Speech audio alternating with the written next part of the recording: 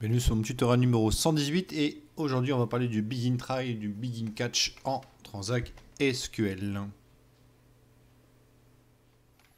Begin Try, Begin Catch.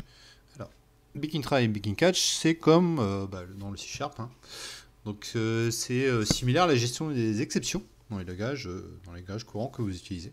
Donc ça existe aussi en Transact SQL, donc c'est un groupe d'instructions qui va être contenu dans un bloc try.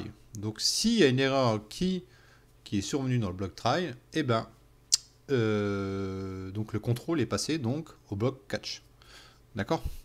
On va faire un petit exemple. Donc on va ouvrir une transaction et on va voir que le begin déjà try et le begin catch sont complètement liés. C'est que je joue juste ça.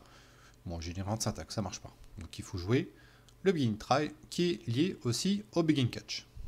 D'accord? Il y a toujours un end try et un end catch aussi, hein, c'est normal. On ouvre une transaction, on la ferme. Donc là, dans ce delete, ce que je vais faire, je vais en fait générer une violation de contrainte. D'accord? On ne peut pas faire une suppression car une contrainte d'intégrité sur la table production-product sur la colonne product ID. Donc on ne peut pas faire ce delete. Ce qu'il faut faire en fait, c'est que là, le begin try, il y aura une erreur dans ce bloc. Il va passer la main au begin catch, ici. Et ici, on a des fonctions, ce qu'on appelle des fonctions nilatiques, qui vont me dire quelle est la sévérité, le statement, la procédure, la ligne, le message exact lors de ce qu'il a catché dans le begin try. D'accord? Donc on va jouer tout le bloc, le begin try, begin catch aussi. Alors c'est important ici, si la transaction dans le begin catch est supérieur à 1, donc si j'ai une erreur, si j'ai un retour d'erreur avec le strong out qui est supérieur à 1, donc je rollback la transaction, je ferme mon catch, d'accord, je vais faire ma transaction, donc tout ça, il y a un rollback, il revient en arrière, d'accord. Par contre, si dans mon begin try, ici, c'est bon, il va passer direct, sans passer par le catch, il va passer ici, en commit, il va committer la transaction, il va faire le delete en fait. Ok.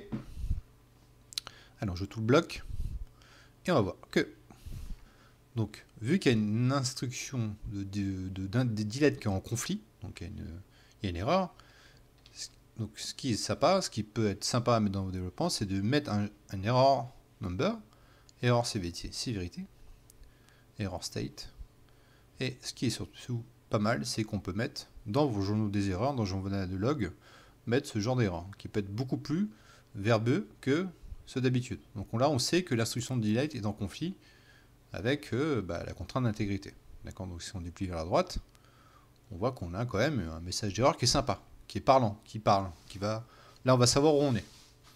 D'accord. Donc n'oubliez pas l'erreur message, qui peut être super sympa lors de vos développements. D'accord. Donc n'oubliez pas qu'on peut gérer en fait les transactions via un try et via un catch en Transact SQL.